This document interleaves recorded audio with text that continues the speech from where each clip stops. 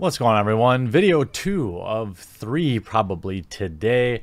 If you missed my I'm a Real Gamer Now video, make sure you check that out. I'll leave a link in the pinned comment below. It's a well-known fact that I strongly loathe how video game activists have abused the video game space, our media, to push ideologies. It was by far and away the most strongly driving factor behind raising funds for exclusivelygames.com, which will hopefully launch in the next 9 days. I'll show you a little update actually in this video too. It's because of the insidious nature.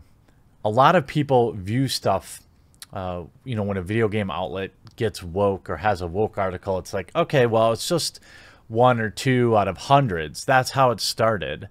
But outlets like Eurogamer have relied almost exclusively on hate clicks by attacking the gaming community and queer baiting to get clicks and retweets from the woke brigade on Twitter, which, in my opinion, while some probably do, many of these folks do not play video games. They don't care about video games. The video game is just the package, is just the candy-coated shell with their little sour pill in the middle of politics.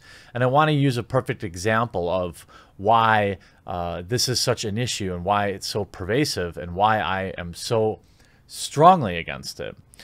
People ask, the get woke go broke thing, is it really that big of a deal? Well, it probably wasn't 10 years ago, but now you've got basically every major video game outlet online completely relying on politics to get clicks and views, and nobody's really covering, very few websites are really covering gaming purely. That I can find anymore. Well, there'll be one soon, but I want to take a look at a conversation that Eurogamer had this weekend. Just a few hours ago. And it was them basically roasting one of their followers when the follower said, "Can you guys stick to video games and stop being political activists?" They chose to retweet that and say, "No, sorry." Now, the word gamer is in their title. It's more egregious, I think, when you are Eurogamer than, let's say, if you're Forbes and you're writing an article about gaming. Yeah, you're still gamer baiting there, trying to get the gaming community clicks. That's why those outlets always seem to write negative articles about gamers, because if they wrote a positive one, gamers don't care because they're not going to Forbes.com to read about The Division 2 or a new video game that's coming out, or they're not going to Forbes to read about whether or not the arcade 1-up machine is worth it or whether the new Retrovision cables are worth it. They don't go there, so that's why those outlets have to rely on writing terrible lies about the gaming community, because it's the only way they can get our attention. It's particularly sad when you're a website like Eurogamer and you no longer have anything interesting to say about games and you rely on political activism in the candy-coated shell of gaming. And it's really diabolical, I think. It's really pathetic. And it's how so many people, it's how you get a Sonic Fox out there making absurd statements on stage. Sonic Fox is the result of consuming this type of content. You have, what was this really in response to? Well, it was about Bomber Guy's charity live stream over the weekend to raise money for, quote, trans rights. I don't know what rights trans people don't have, but that is neither here nor there. If he wants to raise money for charity, cool, right? Good for him. Happy for him. Just because, I mean, who cares, right? If he wants to raise money, I'll raise money for the Humane Society. Maybe he won't think that that's a good use of money, all right? But you also have to remember who Bomber Guy is. He is a devout Marxist and communist. So just, it's not just anybody who had a charity stream. It is one of the most ridiculous people in the gaming community I've ever come across. He's basically ultra far left. But again, he wants to raise money for that. Cool. The original tweet. So again, what was Eurogamer even really talking about here? Well, it was about trans rights. Now, did Eurogamer cover, let's say, our fundraiser, raising money for Toys for Tots? No, they didn't. Did they cover other, let's say, St. Jude's, people raising money for St. Jude's? No, they don't. They covered this because it is inherently political, but they're gaslighting. What that means is basically to convince people like they're crazy. You know, oh, of course we're not doing that. Of course we were just covering this because of the charity end. No, that isn't why they covered it. They covered it specifically because it was about trans rights, which isn't inherently wrong, but I just thought I would make an example of what this really is. I mean, you have Eurogamer virtue signaling. They're saying we aren't going to stick. We're not going to stop being political activists. They admit it here, right? They didn't reply and say, well, we're really covering this because it's about Donkey Kong 64 stream that raised a bunch of money. It really has nothing to do with the politics. They didn't say that. They admit here that they are political activists and they are not going to just cover video games, which is hilarious. And then they mock the guy even further.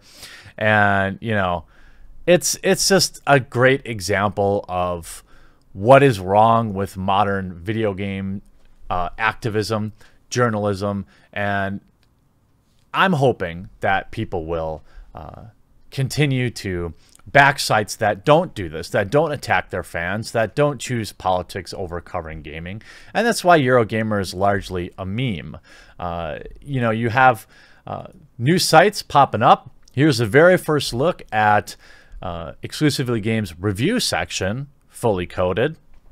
We're working on the back-end CMS right now, so people can actually leave the reviews and I can curate them.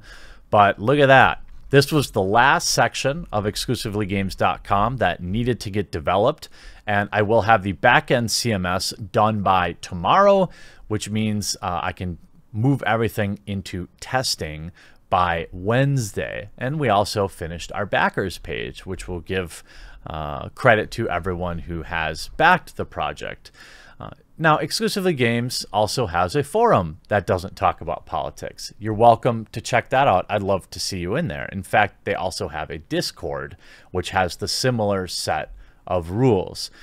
I want to leave video game activism to Eurogamer. You can have it. You will never be an interesting video game news outlet. You will simply be something to be pointed at and laughed at. They're no different than Polygon or Kotaku, but Eurogamer is probably a little more transparent in that they're really just interested in talking about politics. They don't really care about a 24-hour live stream that raised 100 grand.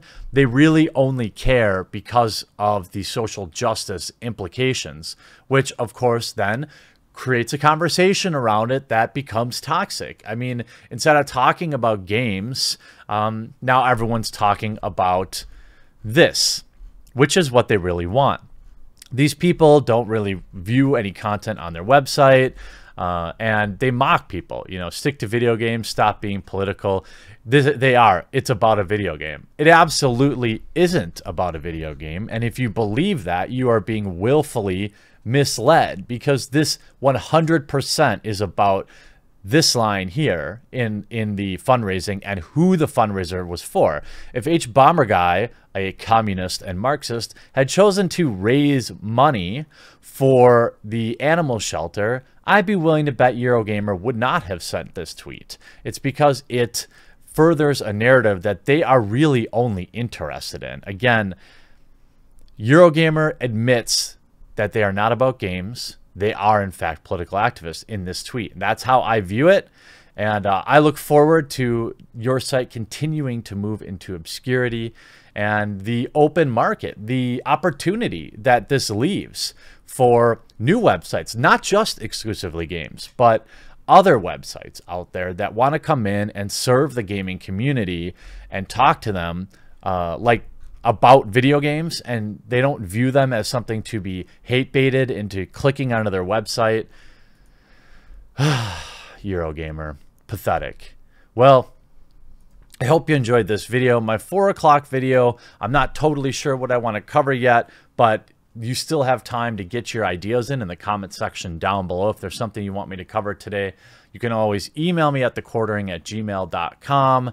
And I really, really appreciate everyone always remembering to click that thumbs up button and sharing the tweet that I always pin, because that really does help the channel a boatload. Thanks for watching this video. We'll talk to you again real soon.